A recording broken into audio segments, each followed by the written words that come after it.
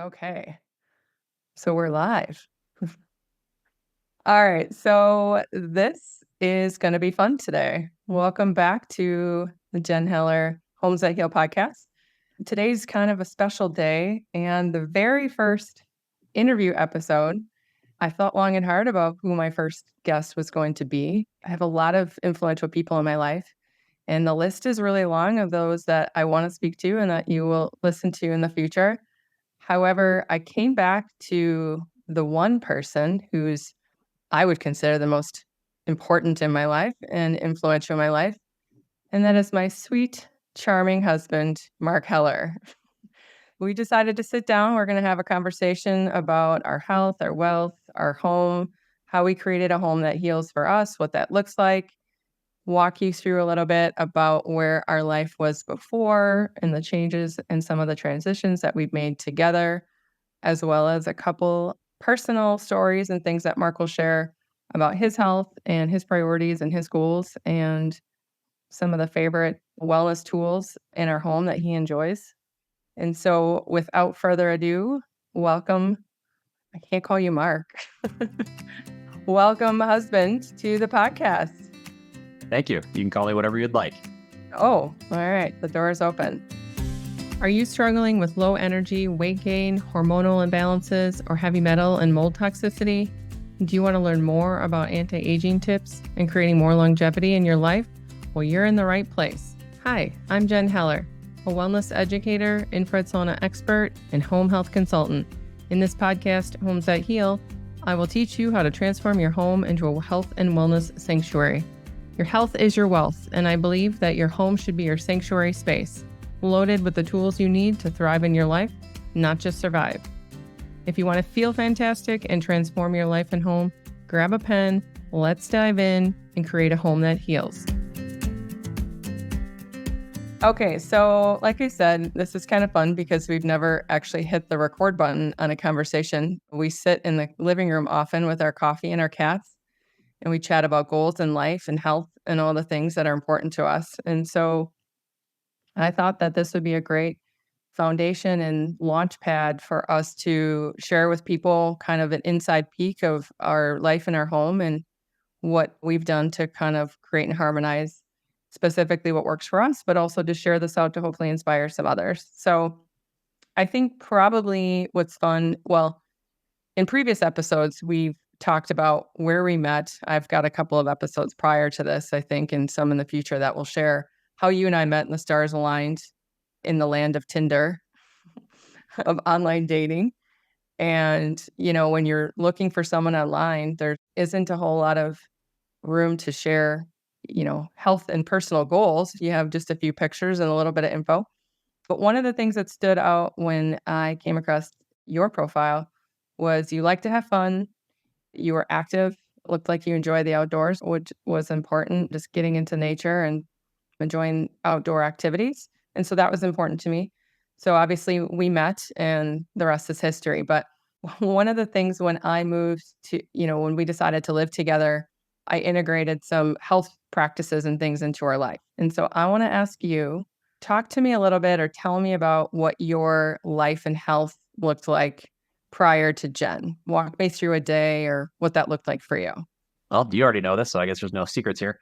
I would say I'm pretty standard growing up, went through school, went to college. In college, I played tennis for 4 years, had a great time, went out with my friends. Being in Wisconsin, it was a lot of going out Thursday, Friday, Saturday night to the bars, drinking, partying, eating unhealthy foods at the end of the evening, sometimes falling asleep with unhealthy food next to you in bed, depending on the night, that kind of No. thing. That didn't happen real often.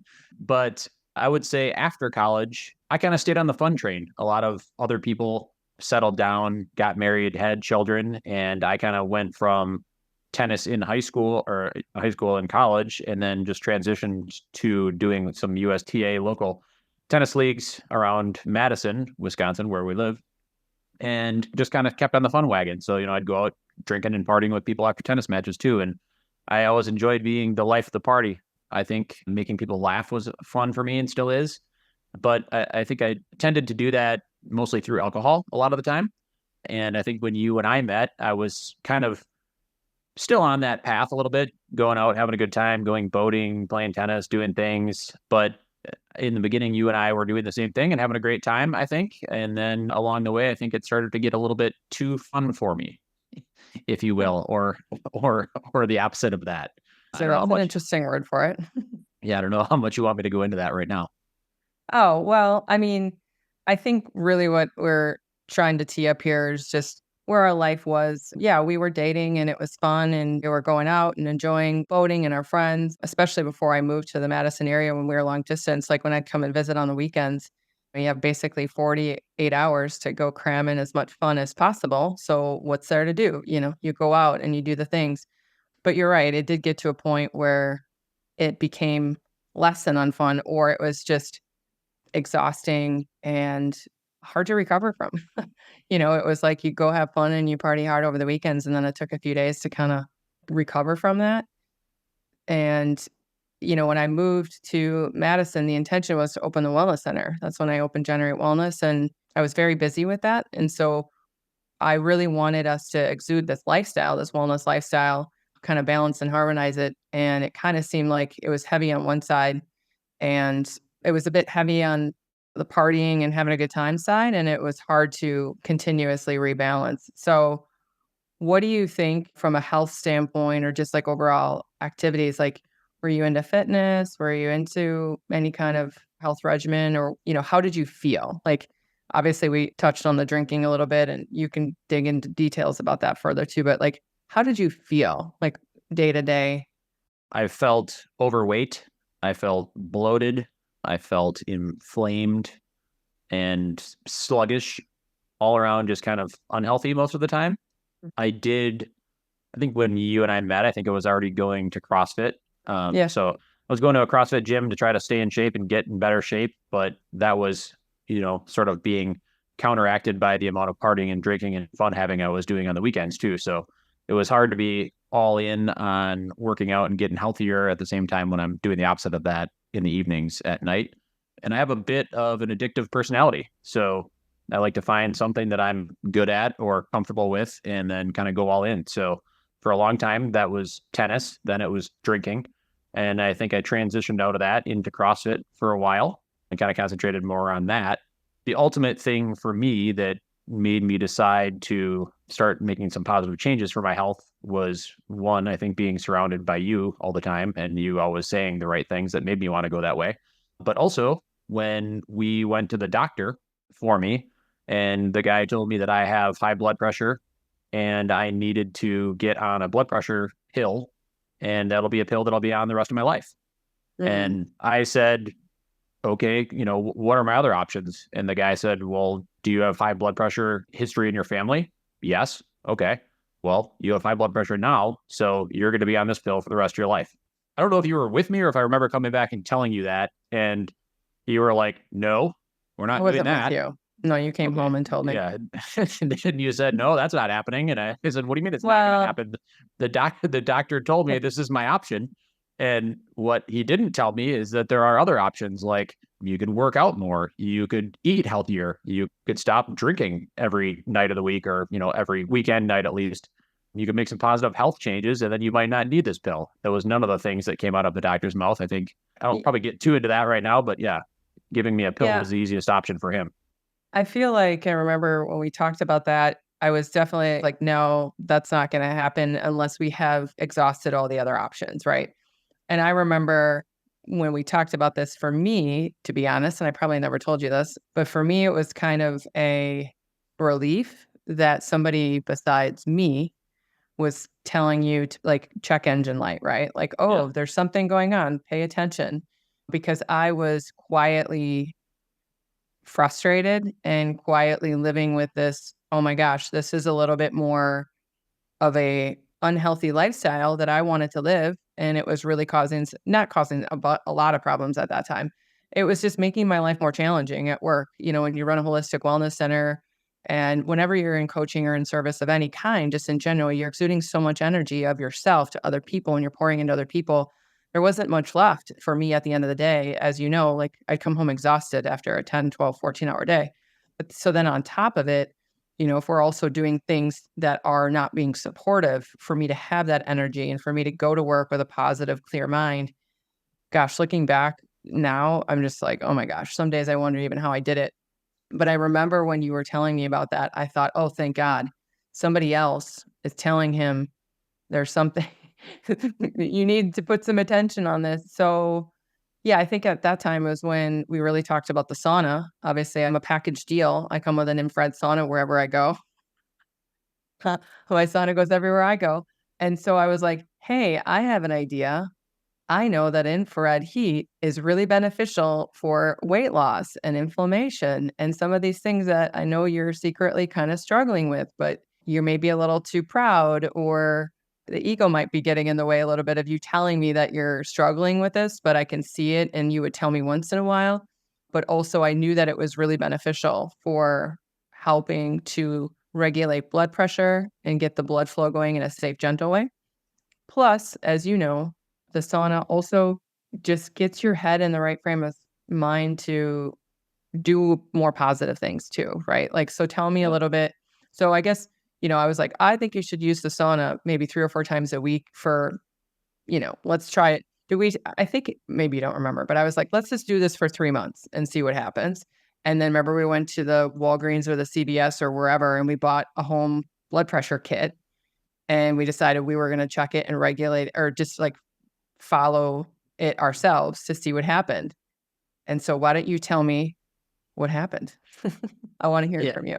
Well, I remember trying to use that thing, and sometimes it worked and sometimes it didn't work. But yeah, it wasn't the most accurate. The ultimate answer was I would just stop at Walgreens after I would go to the gym and I would check my blood pressure, which just progressively would go down all the time. So I would say, I don't know if it was after 3 months necessarily, but it was definitely going in the right direction. But, I went from 150 something over 80 or 90 or 100 or whatever. It was over 100. The bottom number was over 100. Yeah, the low number was supposed to, it might have been 150 over 110 or something like that. That sounds accurate. The low number I know is the one that probably matters more. But I think the last time I checked it, I was, 125 over 70 or something like that, which is awesome. So yeah, we're like, no, I think it was a little, anyway, it's a little lower, but whatever.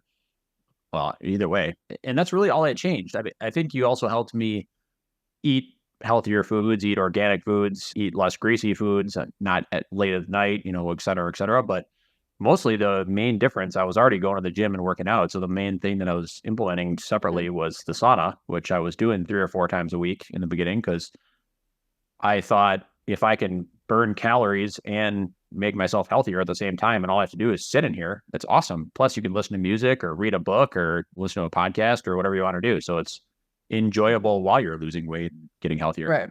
Yeah, you're right. The food was the other thing where I was like, oh, sweet. Now I can take this opportunity. Yeah, here's a little pet project. Let me see if I can convince them to do. But again, it wasn't me saying like, hey, you need to do this. It was like, oh, this doctor suggested that your heart is not in a good, healthy condition. And honestly, that was probably one of the best things that could have happened to you, because I remember it scared you. Like, I remember you were genuinely like, oh, I don't really want to have a heart attack, or it scared me away from drinking. It scared me away from eating unhealthy. It scared me away from eating late at night. It made me more agreeable to organic options. And I think in general, having that conversation with a guy changed everything for me. Yeah. And you being there on the back end to, keep me accountable on the things I wanted to do made sense too.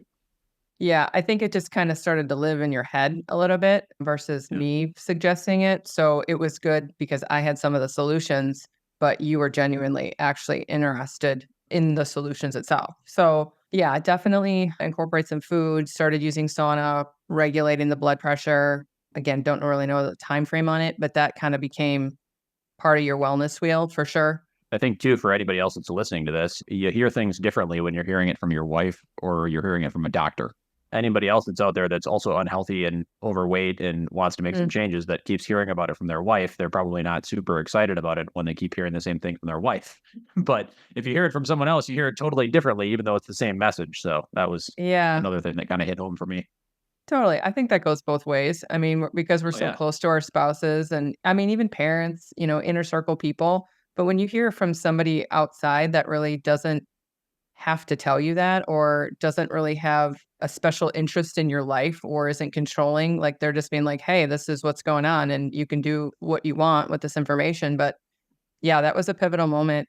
Anything else that you would say? Like, I'm trying to think if there was anything else impactful during that time. I think that's really when you started using the sauna, and that's obviously. Well, I also hurt myself a little bit doing CrossFit, which then put Oh me yeah. out of CrossFit for a few months. I tweaked something doing a deadlift. And so I couldn't do the CrossFit, most of the activities for about 3 months, which was terrible because I was addicted to it and all in, and that's all I wanted to do. And then I couldn't do it. So at least having the sauna was a way for me to heal myself and still sweat a little bit and get some exercise while I Mhm. was not able to go to the gym and do any working out.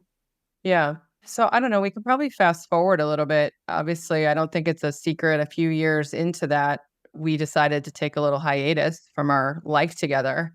We both kind of decided that we needed to break and figure out what our priorities were. Do you want to speak to that at all? Or I guess I'm curious if you want to share where your head was at. I know where my head was at, but do you want to share it all? Because this really, I mean, kind of is the overarching start of the runway for us to like, obviously we got back together, we're married now, but this was the point where I think we had to get our acts together and really create a healthy, harmonious life of really looking at the pillars of everything: spiritual, faith, work, family, all the things. But we broke for a bit. And I want to ask you if you want to share anything about that and what that time was for you. How did you feel? What was your, I don't know, I guess the floor is yours on that one. I think the main reason that we split up for a while is because I got so trapped up in the fun wheel, if that's what we want to call it, and was turning down the heavily drinking road that ended up not being so fun. And I needed to make some positive changes, I think, for myself, but also for our relationship. I think the main problem, or one of the problems, is that you had this new company that you were going to all the time, and you were there until 8 o'clock or 9 o'clock at night trying to build an awesome company full of health and wellness for people. And while you were out doing that until 8 o'clock at night or 9 o'clock at night, whatever you got home, I would just be drinking after work because I didn't prioritize anything else. And it gave me plenty of free time to make bad decisions where I was not being, I wouldn't say watched, but I didn't have anybody around to tell me what to do or not do or suggest things for me. So I think ultimately that was probably the main reason that we split up, in my opinion, Mhm. which was good because I needed to make positive changes for us and also my health in general.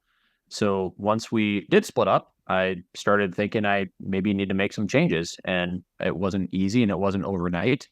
But eventually I was able to decide that I didn't want to drink anymore. And I think you were pretty helpful in that as well.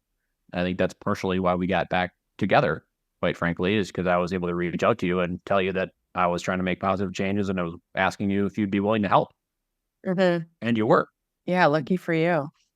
Yeah. Also, when we were living separate, you got a cat. So that was the other Oh, half of it. yeah. Yeah, that's actually probably the truth. Anybody that's listening to this that knows us knows that cats are very important to us.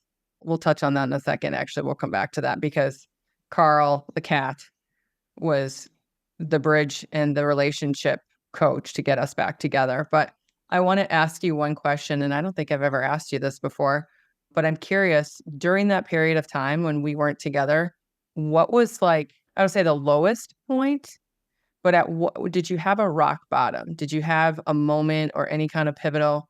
I mean, I shared my story in one of the episodes of like what changed my life, wanted to turn my down a path of health and wellness. Was there anything during that period of time or anything just at any point in time where you were like, okay, I got to do something differently here? Was there Yeah. anything come to your mind? Well, I think my rock bottom was the depth of how deep I got into drinking. And the rock bottom with drinking was when I finally realized how addicted I was to it, that I couldn't just stop when I wanted to.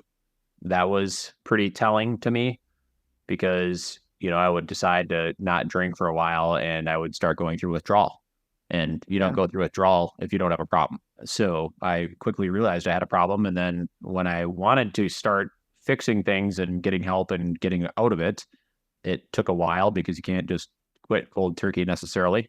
But I don't know how much detail people want here, but when you're in the bathroom and things are coming out of you from both ends because you're so sick because you're withdrawing from alcohol, Yeah. I would say that that was probably my rock bottom. I spent some nights sleeping on the bathroom floor because I didn't know how frequently I was going to be throwing up, or I started seeing random apparitions once in a while that weren't really there. That was pretty scary. So all of those things together said, you've got a problem. Let's make a change. So Yeah. fortunately, that was almost 5 years ago. Oh, yeah. Almost to the day. We're literally 5 or 6 days away from that. That's awesome. You got it. Yeah. I think the other thing that you told me after we got back together that was pivotal for me, and you brought it up a few times too, is that you shared a few things with me that was like, whoa, what? But the fact that you had alcohol stashed around the house and in the garage, in the car, just anywhere that you could make sure that you had access to it. I knew you had a problem, obviously, because I lived it with you and we made a couple trips to the hospital. We've tried the detox route. And so we lived through that, those first 5 years of you trying and wanting to make some changes, but then it was just really difficult. But the fact that you used to stash alcohol like all over our house, I had no idea. You said you'd put it in cabinets that were too high for me to reach, were too difficult. And you knew I would never look there unless I was looking for something, but I didn't know to look for something. I didn't know that it was that deep until years later. You told me like that was another waking point for you, is realizing that you pretty much had to have a stash everywhere. In the beginning, it was for fun, because then you feel like you're getting away with something, and what can I get away with? Like you're still a 12-year-old. At the end, it was because I knew I was addicted. And if I ran out, I needed to have a stash somewhere because I didn't want the withdrawal feelings. Yeah. So having multiple different stashes where you could get at it was, because even when I decided I wanted to quit, I still had to have it sometimes because like I said, you can't quit cold turkey. So I needed separate stashes in case you started finding things. I needed to have more than one place I was keeping it so that I didn't run out. I'll give you an A for a plan. You had a really good plan in place for sure. I You mean, I were had a plan to get prepared. out of drinking too. Yeah. Obviously, you hit some rock bottoms and decided that you were going to change your life. And then you were like, oh, yeah, I was supposed to marry this health coach and this girl who knows how to do some stuff healthy. So maybe I should call her back. Yeah, maybe she Uh, wants back in my life now that I'm trying to make some positive changes. yeah. I would say, yep, all in divine timing. That would be about the time that my dad passed. And you made a trip to come to my dad's funeral that day. Yeah. But that was unexpected. And my family didn't know. That was probably one of the most. I feel like I'm gonna get emotional right now. You are. I can see it. Yeah, that was a very important, and when I say important, I just mean that was a very long olive branch, I guess, that showed me that you cared, even though I was so frustrated and, like, hurt about some of the low points that we had lived through. Like, I knew you had it in you to be a good person and be the kind of husband and man that I needed you to be, and then you showed me that day. So, that was a very, pivotal day for me. Obviously, I was emotional because of the circumstances as well, but then from there, I think that it just kind of sent us down a different path of conversation of like, "Okay, let's figure out our priorities." We started asking each other questions about what we wanted and what we needed from each other and what our life could look like. And I've said this to many people, especially family and friends listening to this, and in you as well. What was really good about those conversations is that we had nothing to lose. Like we actually weren't together and there was nothing to fight about. There was nothing to lose. There was nothing on the line. So both of us could talk and speak freely about our feelings, our emotions, and where we were, where we wanted to go. And for me, I was like, I'm putting it all out there on this life, this dream life that I have in my mind, which is health, wealth, and harmony, and like all the things in a fantastic marriage. And you're married to your best friend and you enjoy life. You wake up with joy and happiness and gratitude versus living in a low vibe situation. Alcohol is a very low vibe. Like, I mean, a person can go down the path of what spirits mean, or, why it's called spirits and like what it does to the body. It's a very low vibe, low frequency energy, and it takes you down. And I just didn't want to live there anymore. And so I was very honest. So the alcohol was just like this one factor, but it was just everything, right? Like it was everything about our life. It was some friendships, it was some relationships, it was jobs. It was like, what are we going to do? How are we going to put this back together? So what was fun is that we were able to have those conversations and speak pretty freely about that. And at the time, we'd been living apart for about a year, and I got a cat, which, as you said, was instrumental. I always wanted a cat, and I was lonely, and so I got a cat. And you came over one evening, and what's funny is I've told you this too, is like I was thinking about you, and these damn phones, like they know everything on your mind. I'm convinced they're like reading your brainwaves. But I was at home with Carl, the cat, sitting on the couch, and I was thinking about you and some memories of us. And all of a sudden, my phone pops up memories and pictures. And it was literally a freaking slideshow of pictures of us from all over the years. I've told you this, right? Yeah. And I remember picking up the phone and I was like crying. I was upset. And then I was also like, what is this? This is the universe telling me. And then did you call me or did you text me? I think you I don't texted remember. me. One of the two. Yeah. But within minutes of that phone dinging at me about memories and me thinking about you, you reached out to me and we hadn't talked in a bit. And I think you invited me over, didn't you? Or you wanted to come over? Or I think you Yeah. came over to Probably. my house. One of the two. I'm not sure. Yeah. And so I don't know. For me, that was just a sign that we were meant to at least talk this out to see if we could create this life. And you told me all the things that you wanted. And I guess you can share where your head was at with that. But I was pretty open and honest of the life I wanted to live. And I wanted a house and a home and a husband and all the things and have the support and like live in wellness. Like to me, wealth is well-being. You know, a lot of people think that wealth is about money, and money is an energy that affords a lifestyle, which does create some happiness. I'm not going to lie. We all love money. But to me, wealth is your well-being, and that's way more than just money. So what do you think wealth is? Well, I've been living with you for a long time, so I'm used to saying my health is my wealth. Oh, Um, yeah, good answer. but I That's mean, true. but there's 100% truth to that, right? Like if I didn't go down this healthy path, I probably would not be alive right now. So how important is money if you're making bad decisions and you're not going to be around to enjoy it anyway? Yeah, or you don't remember it. Like, how many times did we wake up the next day and you're like, "Oh, hey," and I was, like, pissed off at you because we had argued and you didn't remember. Yeah, I would just wake Like, up I'm and be just like, "Hey, good carrying on. morning, baby. How you doing? How's everything?" And you're like, "What?" I'm like, "What?" And you're like, "Well, do you not remember what happened at the end of the night last night?" "No, I thought we had a great night." And then all of a sudden, I'm in trouble and I didn't Yeah, even remember what happened. blackout at the end of the night, I have to remind you. Yeah, so your health is your wealth for sure. And so fast forward, we get back together, we decide we're gonna at least try to put this stuff back together. What do you remember as being kind of the pivotal goals or important things for you, or what was important to you? Obviously, you decided to quit drinking, and I quit drinking as well, which I wouldn't say that I had a problem. I would say dependency, but I would say that it wasn't serving me well. You know, you use it as to unnumbing when you're in pain or your heart hurts.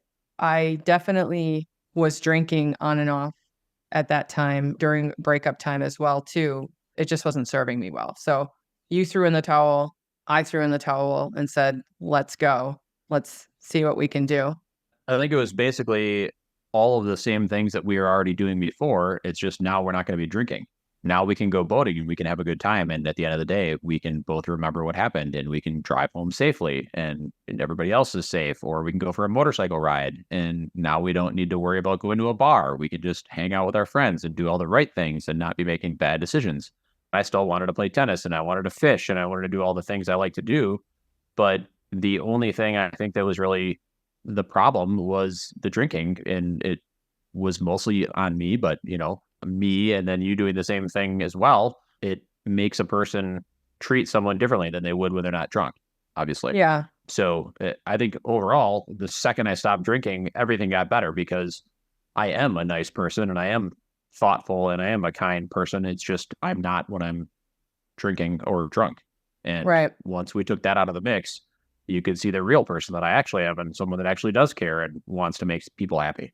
Yeah. That's such a good point because you have such a huge heart and you are kind and you love doing nice things for other people and you enjoy giving to other people and you enjoy making people, you said before, you like to be the life of the party. But the overarching thing of that is like you like to engage and get a reaction. And equally as much, I think you enjoy doing nice things for others and then getting that love in return. And so when you became sober, we could genuinely, like, we weren't angry with each other. We could genuinely know each other's love languages and know how the other person wanted to be loved and what felt good. And so we kind of walked through that a little bit too for a period of time. Like, you like words of affirmation, which anybody knows, you probably knows that. I like physical touch. We have different languages, so to speak, but it was kind of fun to get to know the other person and what makes them tick. And you genuinely wanted to, and your head was present and your mind was clear. And we just took it a day at a time. Yeah, we also decided to start putting some time, money, and effort into our relationship as well. Mm-hmm. Through what? Coaching, When you training. Oh yeah, coaching. Yep, Life and Air, instrumental. Yeah, just finding somebody else with a common ground that could help bounce some ideas and be the mediator, so to speak. If we, the communication was a big thing for us. It's just, are we communicating on the same level? Like, what does he hear when I say this and vice versa? Because I had some pretty specific ways that I wanted to live, and I wanted to create a home and a life that was wellness, walks, just having a lot of these different modalities like peace and quiet, and I like to meditate and certain things. And so I wanted you to know that that was important to me and have the respect to allow me to find space in my time and in our schedule for that, and vice versa. You like things a certain way. You want to make time. You like to watch your shows. You like to hang out with the cats and drink your coffee and do the things that you want to do. And so figuring out what that was, I think, created a base for us to get to know each other better. I'll never forget the first time you asked me to go for a walk with you. Oh yeah. It was like, so do you want to go for right? Yeah, we lived in Mount Horeb, and you came and you said, so do you want to go for a walk with me? And I was like, well, where do you want to go? Or like, what do you want to do? Like, are we going for a hike or what are you thinking? And you're like, no, just like for a walk. And I said, okay, we go to a park. What are we doing? No, like, you just want to go for a walk around the neighborhood. I'm like, just put on shoes and just walk down the sidewalk or street or whatever. And you've obviously seen people walking. I've seen a lot of people walking and couples walking, and I never thought about it, but I remember when you said, do you want to go for a walk with me? I was like, this is the dumbest thing I've ever heard of. Why would I want to go for a walk? Like, I'm not just going to go walk. Like, this doesn't make any sense. And now we walk almost every night, and I look forward to it. And when we can't go for walks, I'm frustrated. So yeah, and you go by yourself. Right. I go by myself for walks and listen to nature and watch birds and get my binoculars out. I have a birding app on my phone. Like, it's ridiculous how things change.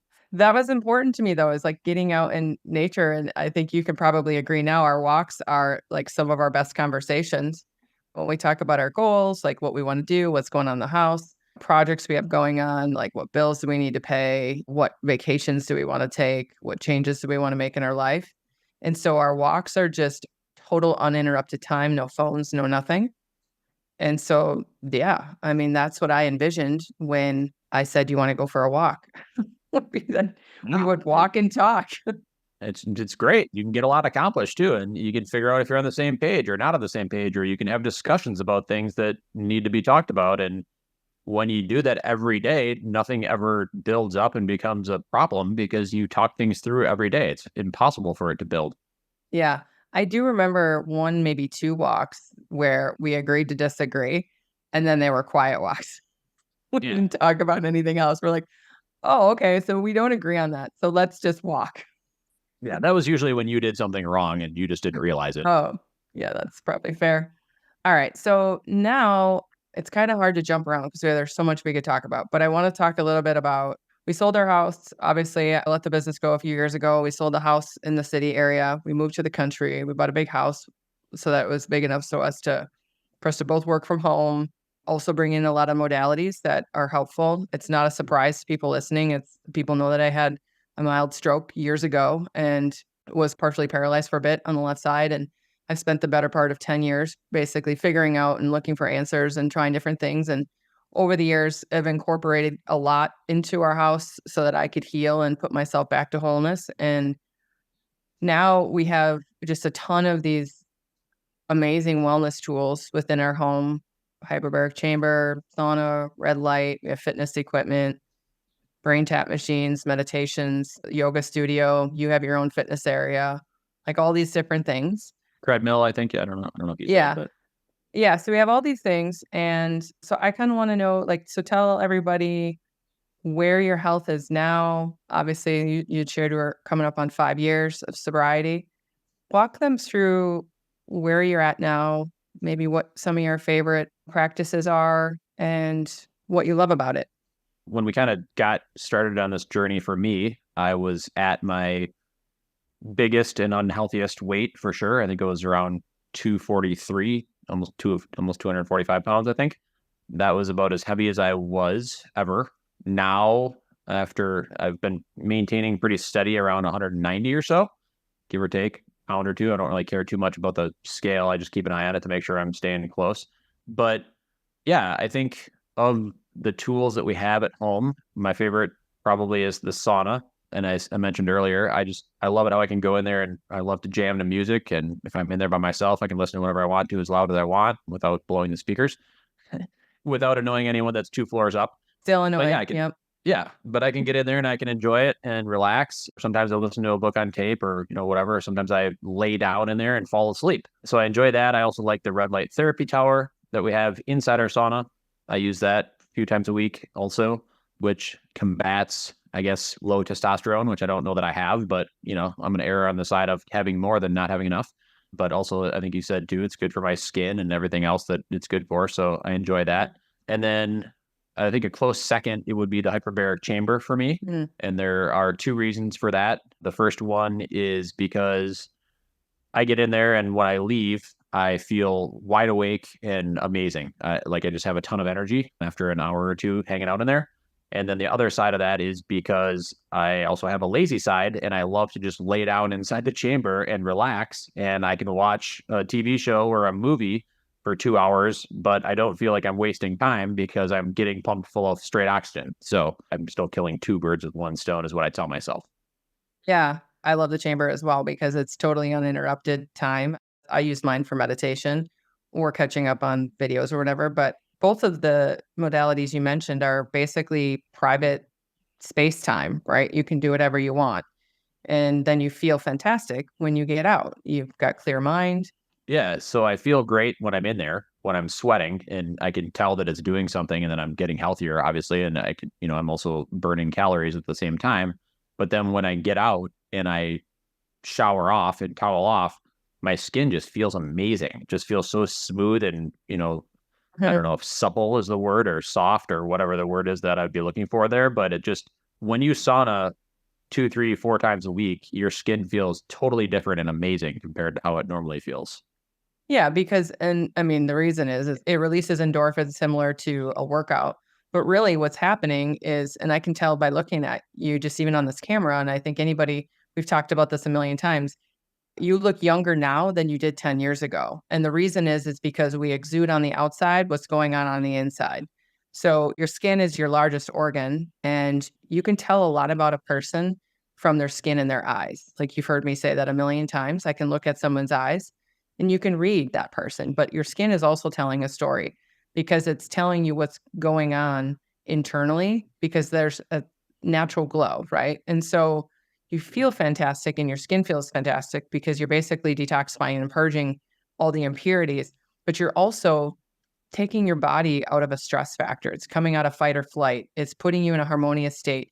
You're giving yourself self-care and taking time to rest and restore, and you're enjoying it and you don't feel guilty. You love it. It's almost like a self-pleasure. And your skin and your whole demeanor just feels good. And so that's the premise behind infrared heat, really. That's why I love it. And you definitely, I can say for sure, like if not every time, almost every time when you are done after your shower, after the sauna, you're like, I feel fantastic. Like this is just the best. Like that never gets old to me. But I mean, you do, you feel great and you look great and you're not inflamed. And, when we look back at the old Facebook memory photos that like to pop up from whenever ago, we're all critical of ourselves, but you often show me those pictures and like, look at how inflamed my face was, or look at my midsection or whatever. It's not just a weight. It's just in general, you've decided to take care of your life and your body. and be better as a whole. Yeah, definitely. Obviously, Homes That Heal is the name of the podcast. So many things that we talk about, or we will be talking about, and tons of interviews and things lined up. But one of the things that I'm curious to ask guests or ask people is, what does a home that heals mean to you? Like, tell me what you feel or what you think when I say create a life of health and happiness and create a home that heals. What comes to your mind? Well, the create a life of health and happiness is a little different, but I think we're already doing that as well. Just trying to limit the amount of stress that we have in our lives in general is a big one. Mhm. But at the same time, having a home that heals is also doing the same thing. So for me, when I used to come home from my W-2 job and I'd get home at the end of the day and walk into our house, it would immediately just feel relaxed and uplifting, maybe is a good word. But I knew that we had all the tools in the house that I could use also if I needed to. So sometimes I'd come home and I'd be stressed out, or, something happened at work that didn't go my way or whatever. But you jump into the sauna or get in the chamber and then you come out and you feel better. So having all of these things in our house for me has been great. But, in addition to sauna and cold plunge and hyperbaric chamber and so forth, we've also got plenty of crystals and fly swatters hanging around and EMF Yeah. deflectors and things like that. That I know they're not really fly swatters. I joke about. Those are not the actual terms for everybody listening. That's just what Mark calls them. But no, just having everything here, to me, it's so much easier to use it and to do it when you have it at home versus having to go to a gym to do it. I was going to the gym for 2 hours a day, and it's just not a sustainable situation to go there and be there that long. So putting everything into our house and being able to do it at your convenience whenever you've got the time just makes so much more sense for me. And I'm glad that I didn't have to do it and I didn't have to think about it. You took care of all of it, and it's just here now, which is wonderful. And I know. hopefully that's what you're doing for other people as well. And they're going to feel the same way. That's the goal. There you have it, folks. That is the mission statement. No, really, that is what it is. It's creating a harmonious home, and it's going to look different for everybody. For us, it's a lot of these tools, not just from a health modality standpoint, given my circumstance, but also maintaining the level of health that you want to. But it's also, we moved out into the nature, into the country where there's nature. I mean, I don't know if the rest of everyone can hear it or if it's going to get edited out, but there are birds chirping in the background right now. We're actually in the same house for anybody who is listening. We are 2 floors apart. I'm in my office. Mark is downstairs in one of our lower level rooms so that we could have this conversation together in our home, but not create a noise barrier. But our windows are open. The birds are chirping. There's squirrels outside. Deer are walking in. Our cats right now are looking out the screen, fresh air. The sun is shining. It's peaceful. It's literally like this wellness haven. We call it Heller Haven in the woods. And so take the modalities out.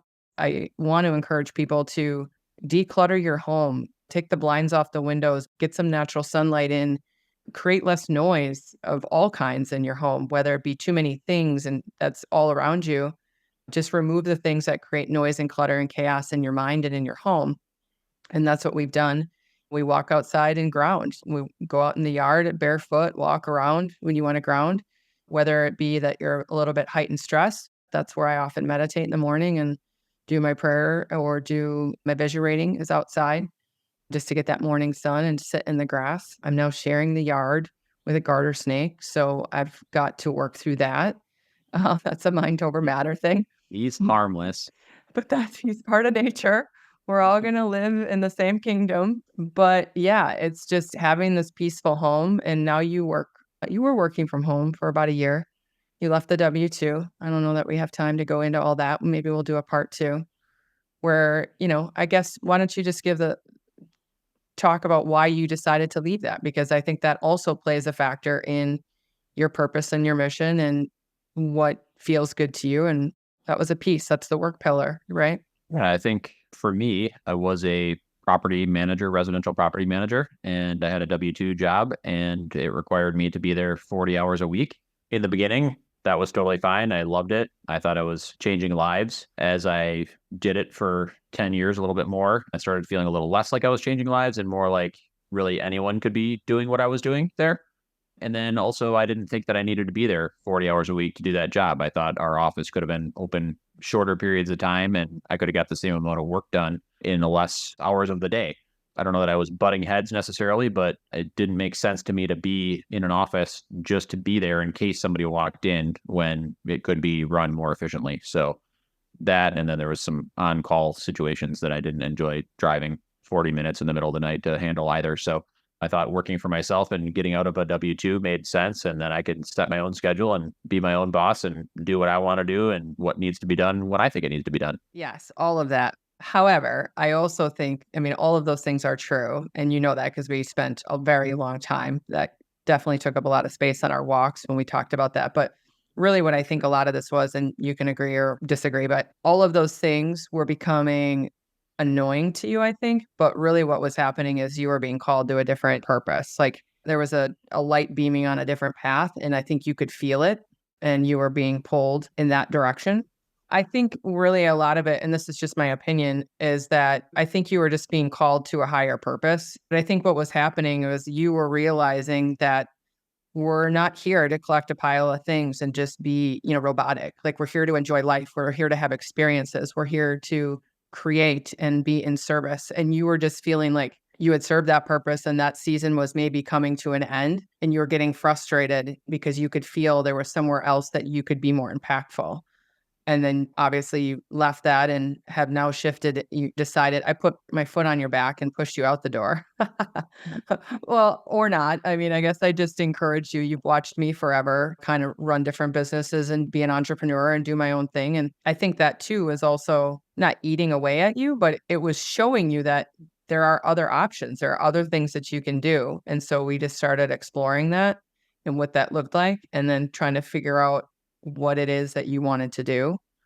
Infinite banking came into our life a few years ago and has been phenomenal and instrumental in growing our wealth, like financial wealth, allowing us to have more control over our money and our finances and allowing us to do some really great things with our friends and other people that also have some really great projects and things going on. So it opened up a ton of doors for us. And then obviously there's a story about you and Bill and us talking about it. And I saw a light in you that I'd not seen before and pitched that to you like, hey, maybe you should consider doing infinite banking and teaching other people how to do it. Like your health is your wealth, right? And so you deciding to leave and just kind of go out on your own. I don't know. I guess you can speak to it. What are your thoughts on that, or how did that make you feel?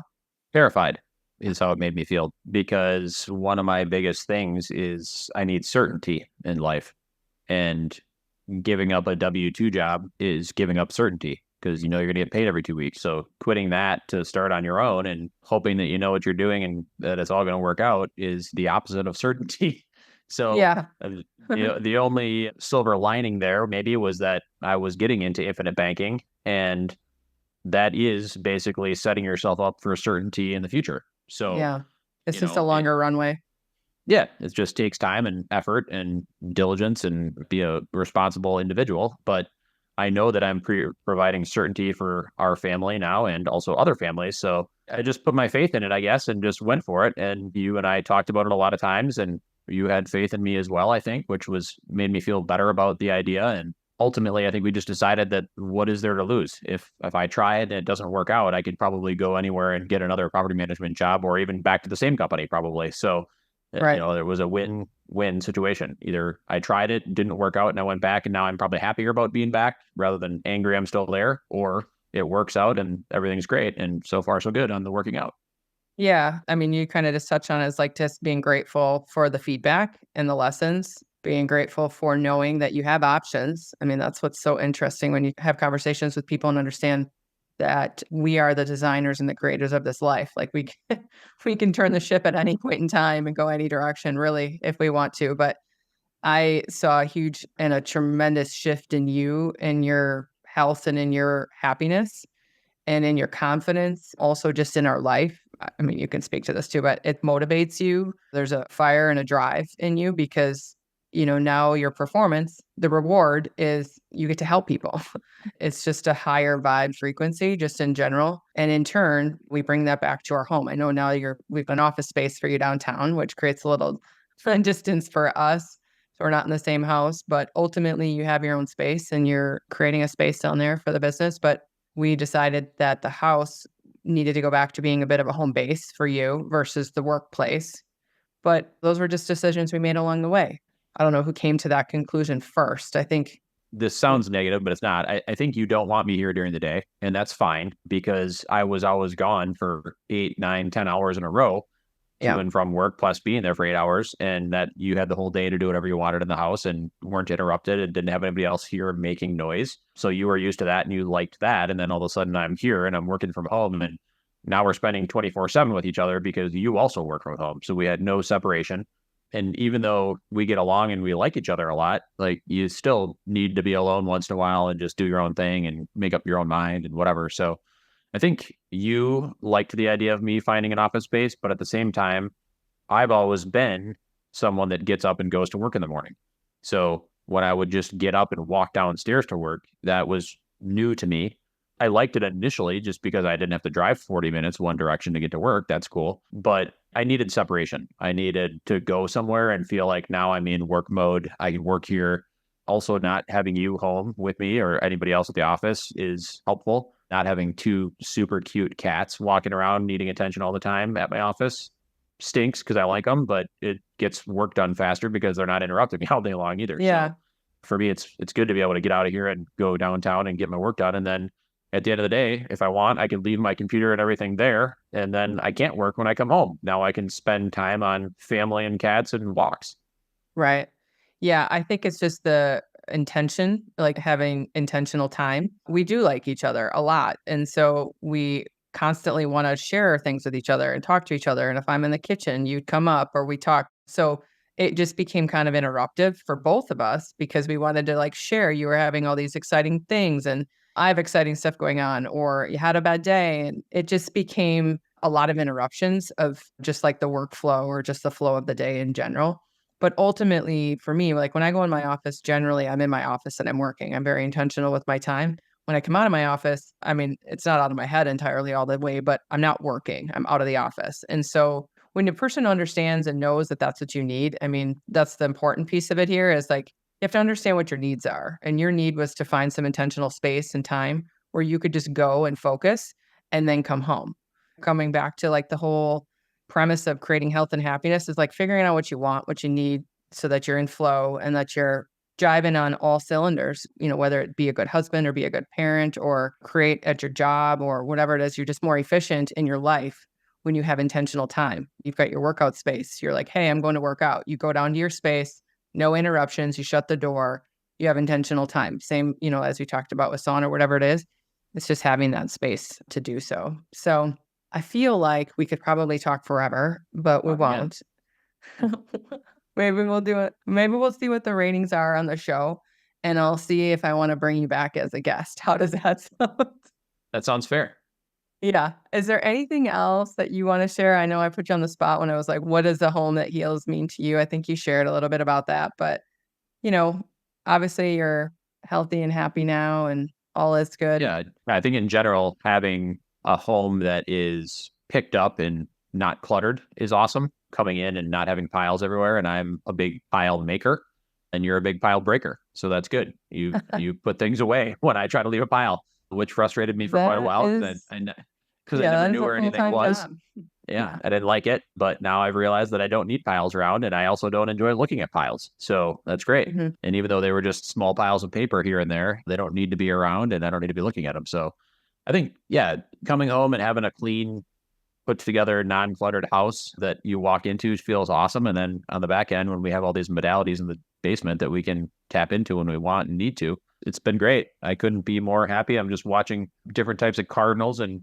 red-bellied woodpeckers and squirrels and everybody eating their stuff out here. So it's pretty relaxing for me. Yeah, I agree. I don't get to see all the birds out of my office unless I get up and look out the window because I'm 2 floors up. But I definitely feel like, obviously, we talk about how blessed we are and how grateful we are for this life and that we continue to work together and have these conversations and navigate through the weeds of life and what makes things tick for each other and talk them out and walk them out and figure out how to make changes. I think that's one of the things you and I are really good at is implementing change. When something's not working well for us, we pivot and we go in a different direction. Obviously, we continue to make change and talk to each other and communicate with each other to figure out what we need in our life to be supportive. And we start every day with gratitude and what we're grateful for, and continue to be grateful for this life and as home and everything that we do, and eat healthy and delicious organic food. And we talk to each other, and we have great relationships, and things that don't serve us well, we say no thank you, and just be